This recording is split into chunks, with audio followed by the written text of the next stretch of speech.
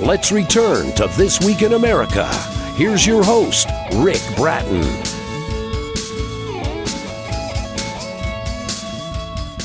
Welcome back, everybody, coast to coast. This Week in America. The memoir Goodbye Stories from University Hospital by Dr. Randolph Schiffer describes the journey of a young man from the infantry battlefields of Vietnam to becoming a physician in the major medical centers of the United States. The stories are of the relationships he experienced along the way and of the lessons which came from those who faced the most difficult thing in life, which is leaving it. Dr. Schiffer graduated with honors from Yale in 1969, served afterward as an infantry officer with the 1st and 3rd Marine Division in Vietnam. Dr. Schiffer graduated from the University of Michigan Medical School in 1976, afterward completed residencies both in psychiatry and neurology.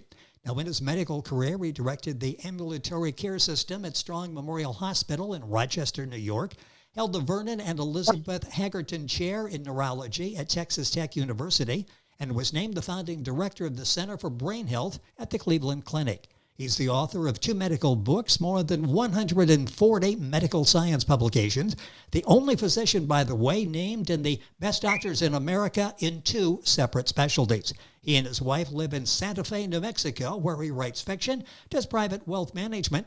Goodbye Stories from University Hospital. Author Dr. Randolph Schiffer is our guest on This Week in America. Dr. Schiffer, welcome to the program. It's great to have you with us today. Thank you, Rick. My pleasure.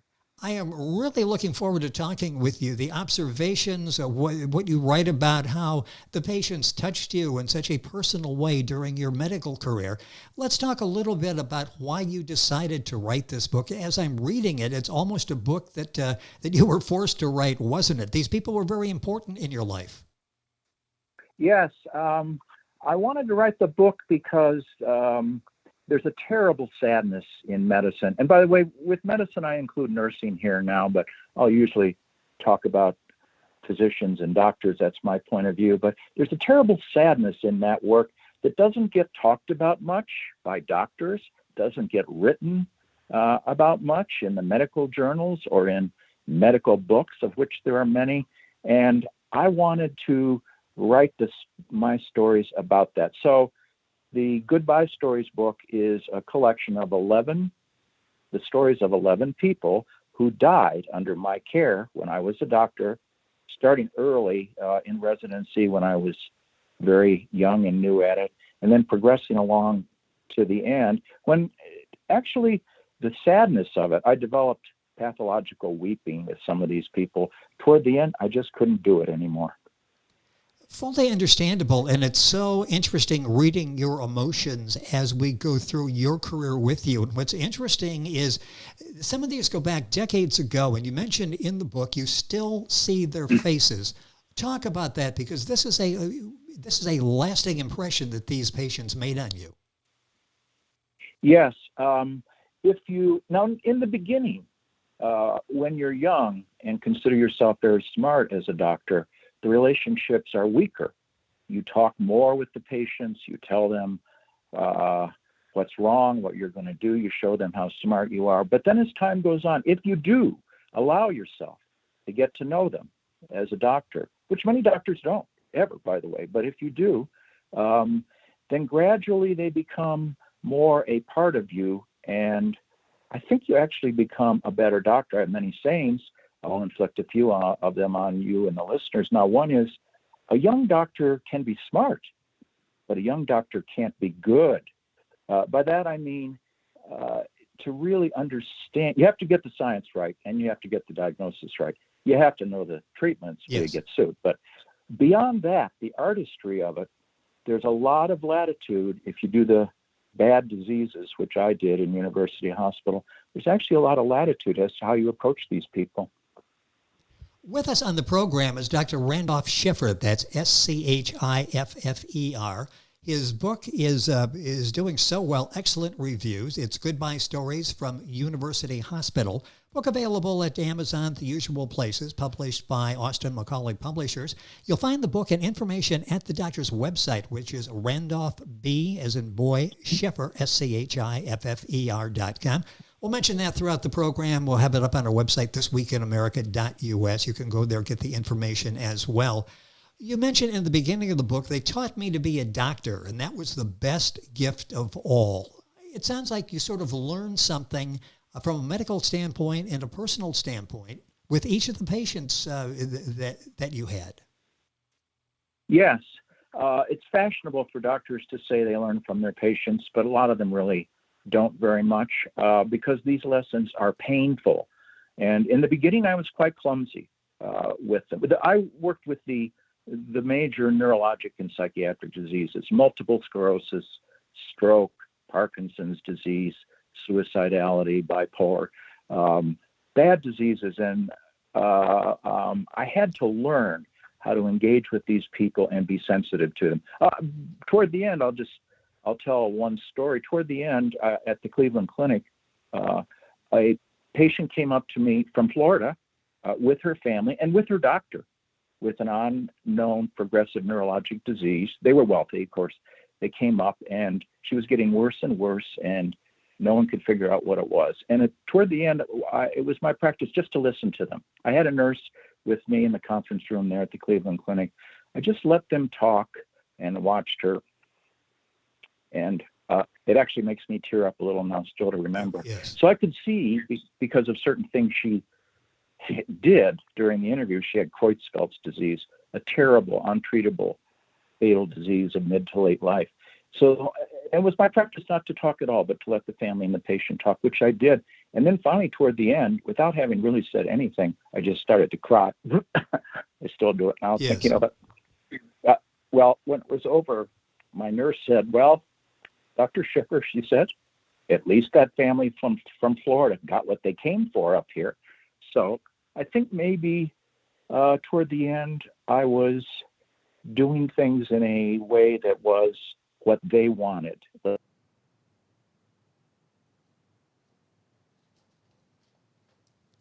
Ow. I don't know why we lost that.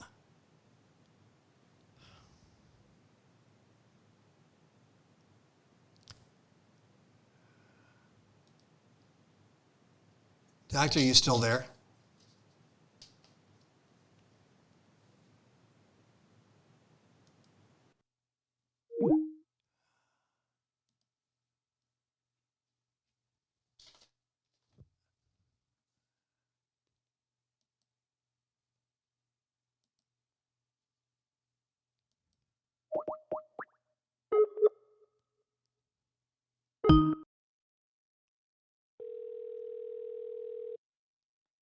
Me, I didn't do it.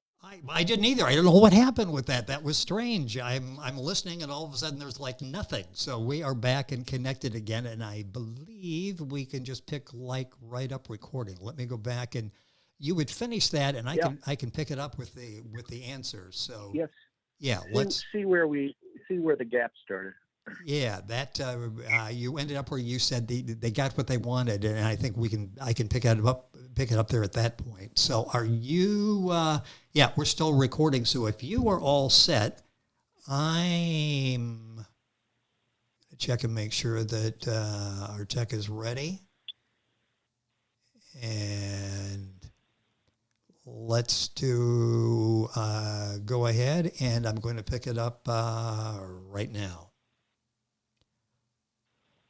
You said in the book, Goodbye Stories from University Hospital, it's the goodbyes that I remember. Those were the times that things were the worst. Over your career, do you ever get accustomed to that, or is it still, and it sounds like from the last story, just as emotional every time you go through a loss of a patient? Right. No, actually, I think if you really work at contacting them, again, never at the expense of knowing the science and the diagnostics. Yes. But if you contact them emotionally, understand them, it gets to be so painful. Well, I'll tell a story about toward the end. I don't know if we'll miss this on the recording, but toward the end, a family came up to see me at the Cleveland Clinic with their doctor from Florida. They were a wealthy family. The patient, the mother of the family, had an unknown neurologic disease, and we had a conference room there. It was well appointed. I had my nurse with me. And my practice at the end was just to let them talk and not preset them with questions, to listen, to try to understand what they were saying. And this woman had Creutzfeldt's disease, a terrible, untreatable, and fatal mid and late life disease. And after a while, I could see that that's what it was just by certain things she did during the interview. And so without having said anything, I just started to cry toward the end because of the emotional impact Yes. of what now I could see lay ahead for it. When it was over, I thought I'd been a terrible failure. But the nurse, I still tear up sometimes thinking of it. My nurse said, yes. Well, Dr. Schiffer, she said, at least that family from Florida got what they came for up here. You know, it's interesting. You mentioned listening. How important is that for a doctor? Sometimes we go to doctors and we feel like, okay, I've got like 8 minutes.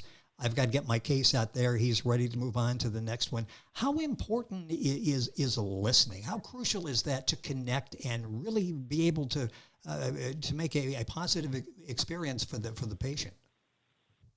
As a group, doctors are about the worst listeners I ever met nor heard of in my life. It's key. If you have only 8 minutes, the most important thing for the doctor, in my view, and I used to teach this, is keep your mouth shut, because they will tell you what's important to them. And you should not presume that you know.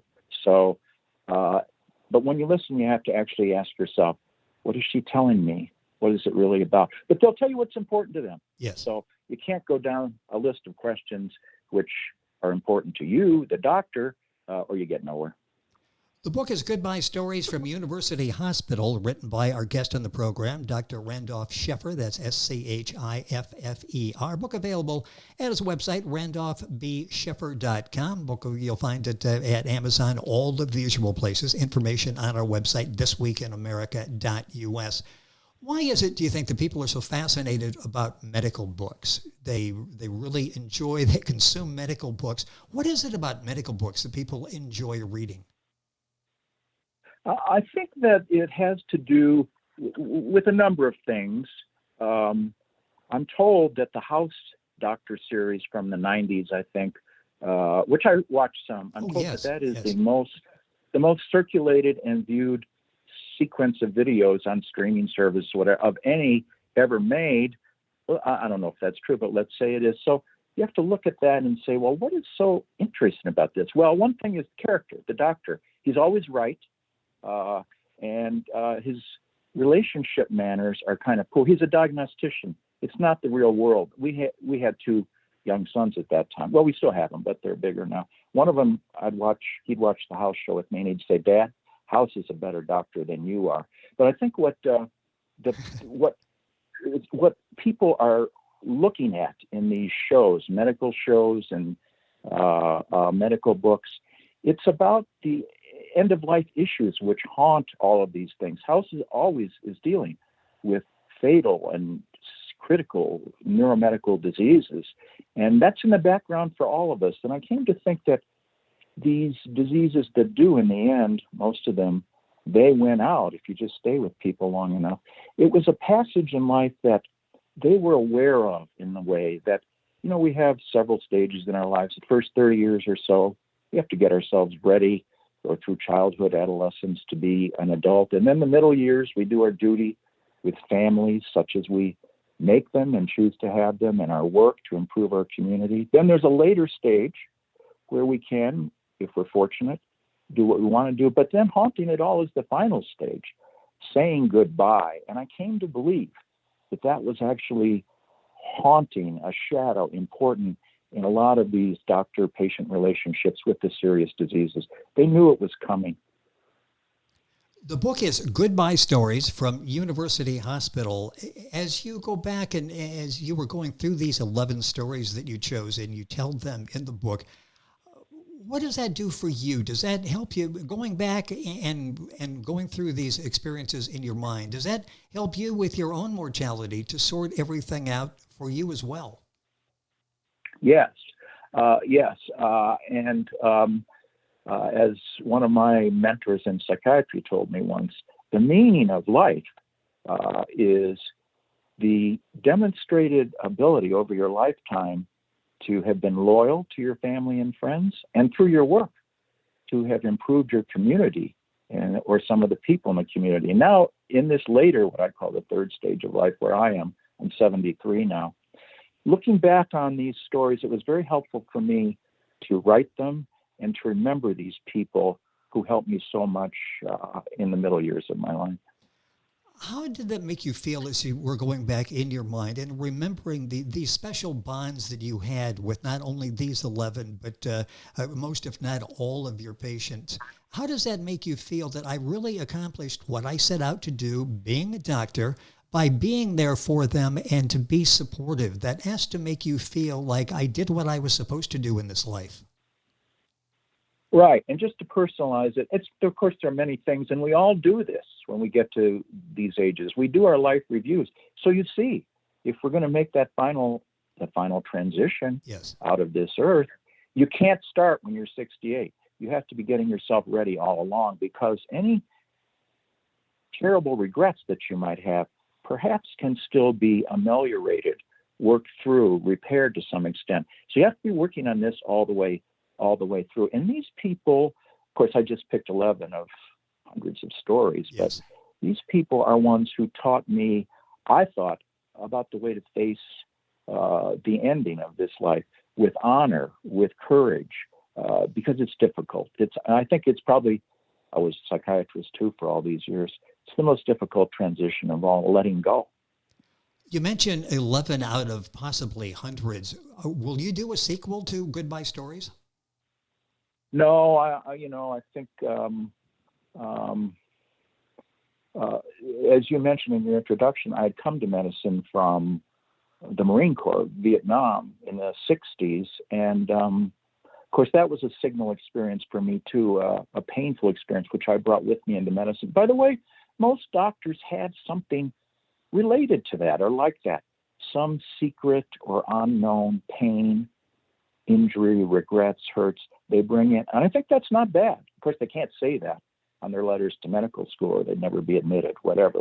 But many of them have that, and I think working through their own suffering, injuries, developmental challenges, I think that's good for them. I think that makes them better doctors. Anyway, what I'm writing next is one about the war. I suppose you could say, well, he waited a long time to do that one, 50 years, but that's what I'm working on now. Well, I'm sure the memories are still there, and it's interesting in talking about the medical career and so many people that you've been able to calm and to guide through end of life and going through difficult circumstances. What you had a major in Vietnam that said you're never going to be a doctor. I mean, you had a career. If this guy was going to get you into medical school, it wasn't going to happen. What was that like when you get your sights set on medical school and the major saying you're never going to make it? Well, it wasn't pleasant. Actually, I don't know if I put this in the book. The turmoil of our nation and political system. Before I went overseas, I applied to medical school. I got into 3 out of 3. I'm not naming them, but they were high end. I thought, well, how hard can that be? So I wrote them letters saying, for whatever personal reasons, I feel I'm going to do my duty. I feel it's a duty for me. I'm going to serve in Vietnam, and if I come back, I hope you'll reaccept me. Well, they wouldn't. When I came back, luckily just one did, probably because of a mistake, and they're not appreciating where I'd been and what I had done. And I didn't realize at the time, 1970, 71, returning veterans from the wars, of which we have hundreds of thousands now from our forever wars in the Middle East, they are entitled by GI Bill legislation to all opportunities they had before they went if they come back. But I was denied by the school. And the medical schools told me that they felt that because of my having served in Vietnam, I was not suitable to be a doctor. They told me that to my face. It's the only time I experienced hardcore prejudice because I'm a white male. You know, that's interesting because that would have deprived so many people from a touching, caring, involved doctor. Boy, the time is going by so quickly. I'm going to do this again and then a few more minutes left in the program. The book is Goodbye Stories from University Hospital, written by Dr. Randolph Schiffer, our guest on the program. That's Schiffer. His website is randolphbschiffer.com. Book available at Amazon, usual places. I'll have all that information up on our website. What do you hope people get out of reading Goodbye Stories? What's the takeaway you want people to, the feeling you want them to have when they finish the book? Well, I was thinking more about myself when I wrote it, but if it is successful, it will convey the emotional drama, especially of end-of-life issues, which I've been talking about and even showing some on the show, I hope. And then it will help them, perhaps, in their own ways to prepare themselves for what I consider the most important transition in this life, which is the leaving of it. Do we spend enough time thinking about that? It's almost sort of like we don't really want to discuss that. That's not really pleasant. We sort of put it aside and don't plan emotionally, physically for all of these issues. And is that accurate, do you think?